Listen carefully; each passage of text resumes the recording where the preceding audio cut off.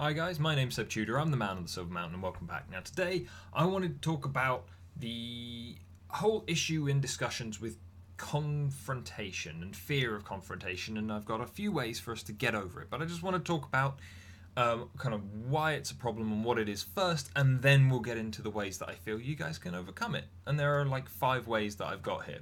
So anyway, what is it? What's the problem with it? Well, firstly, confrontation doesn't have to necessarily mean big confrontations or fighting with people. It can even just be small discussions where where you have to kind of stand up for yourself, or where you're worried about going to talk to your partner or a person that you work with purely because you're concerned that they won't be receptive to the way that you bring things across or the way that you want to talk to them. And so as a result, you have a lot of people that clam up and get really afraid of that level of confrontation, and as a result they can't cope with anything more than that. When their boss calls them in to have a go at them, they go to pieces.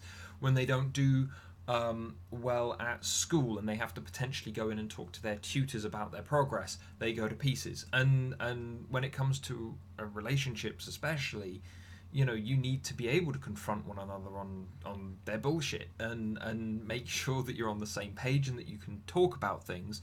Otherwise, potentially you get very, very one-sided relationships. People don't end up being happy. There's a lot of fear, there's a lot of negativity, and things tend to break down. And so as a result, especially considering earlier in the week we were talking about Lacey Green opening up to discussions and how she's actually getting an awful lot of flack for that over the last few days. Having ways to move past the fear of confrontation, the fear of coming into these spaces where you are pitching yourself against another person, even if it's only on a completely verbal level and there's nothing really at stake when you really look at it. Here are 5 ways that I feel work really well to help you get past that fear so that you can have those discussions, have those confrontations. And before we actually get into it though, I am confrontation in terms of literally pitching your words against another's words, and standing your ground, being assertive. I'm not talking about taking someone on and trying to fight them.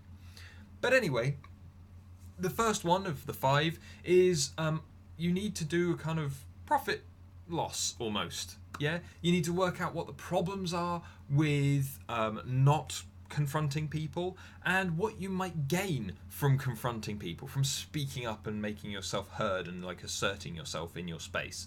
Yeah, you need to work out what you're going to gain and what you're going to lose, and then act on that.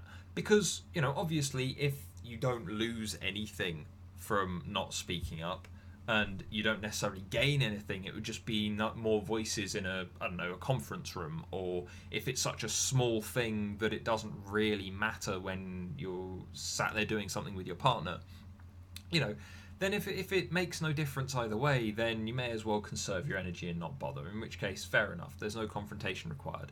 But if you're actually losing out on things, I don't know, let's say your reputation is being damaged as a result of something that's been said at work, or you're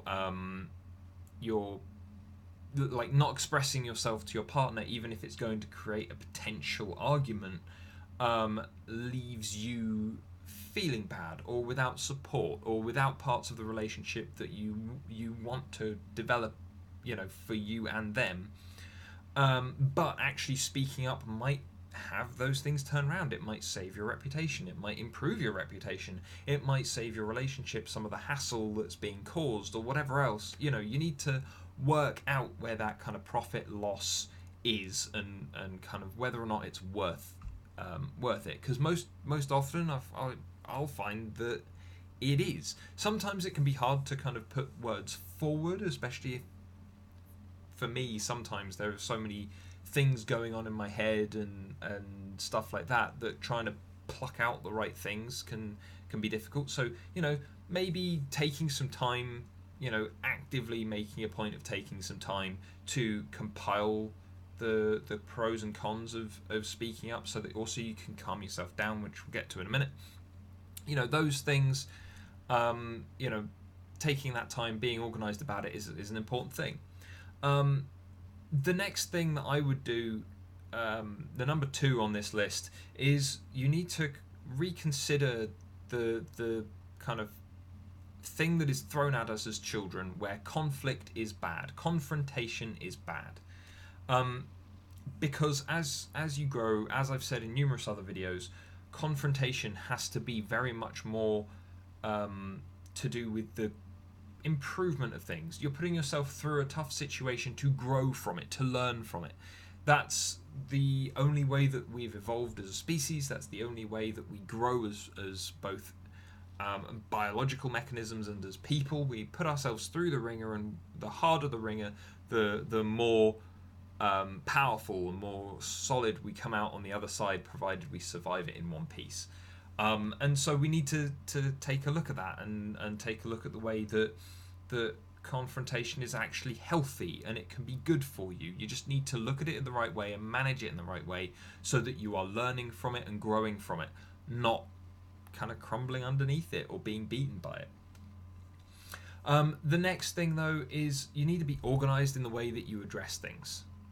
Yeah, when you're coming to actually have the discussion, have the confrontation with the other person, then you need to be organized. You need to allow you time to say what you want, allow them time to say what they want, and you need to make sure that there's this kind of middle ground where the issues are being addressed individually. So you're not jumping from issue to issue to issue, back and forward, getting confused, getting wrapped up in all manner of different things, pulling stuff in from all different angles. You need to try and make sure that when you're talking about this stuff, it's related. It's all interconnected, sure. But you need to address one thing, then the next thing, then the next thing, as best as you can. Sometimes, especially when it's very emotional, especially in regards to relationships and things like that, it can be very, very hard to do. But it's something that, there needs to be a bit more of a process to, that you can just roll through with.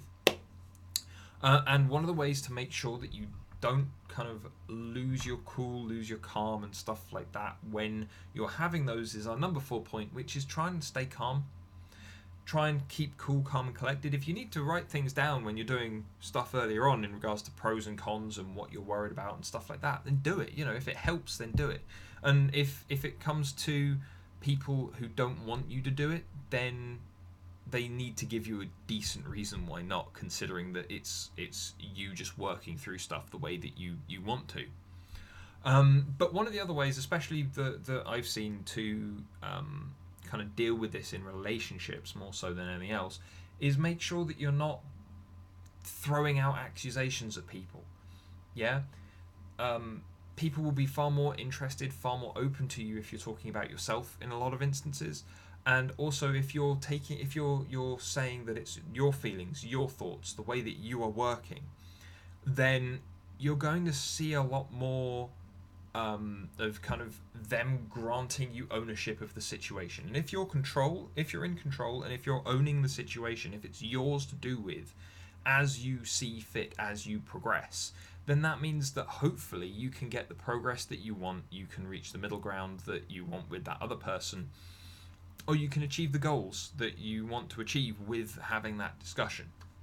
That's the important thing out of this, that there's always going to be progress, there's going to be growth, there's going to be learning. You need to know what those things are, and you need to take hold of them and look for them for yourself. And so it shouldn't be blaming someone else across a board table or at work in other ways or whatever else. It should be that you're concerned about a thing that's happening and the way that it's happening. Yeah, it shouldn't be that someone else that you're in a relationship with, for instance, is you're not doing X, Y, and Z. It's, I'm worried about the fact that this isn't happening. How can we make it work better? Yeah, it should be about goals. It should be hopeful. It shouldn't just be about shitting on someone else. And then the last thing, number 5, which is incredibly important, is that, as I said about a couple of times here, it's about learning, it's about growth, but it's not all going to happen at once. Yeah, you don't have a really solid oak tree that just won't move, growing from one experience. From the planting, it happens, it's there. You don't get that. It has to be very much a process. Which again, if you liken it to the kind of the mountain that I've mentioned about climbing up the mountain in regards to all my coaching stuff, with this, it's a mountain doesn't itself kind of grow up to be this huge unremovable thing, or irremovable thing by just like a sudden instant. Mountains grow and shrink by inches every year. You've had those huge like geological instances just kind of grow over millions and millions of years as the planet has been shaped and reshaped. And you have to be like that. What this time we're not necessarily talking about climbing up the mountain, which in itself is still a long journey, but in this case, be the mountain. You need to slowly grow, slowly develop as you progress, as you learn, and you need to be unshaken by these confrontations and things. And sometimes it's going to be hard. Sometimes you're not going to be able to do all of these things. Sometimes it's not going to go well. But you're human. Learn from it. You're not completely infallible. You can't expect you to remove yourself from the fears of confrontation and upset instantly.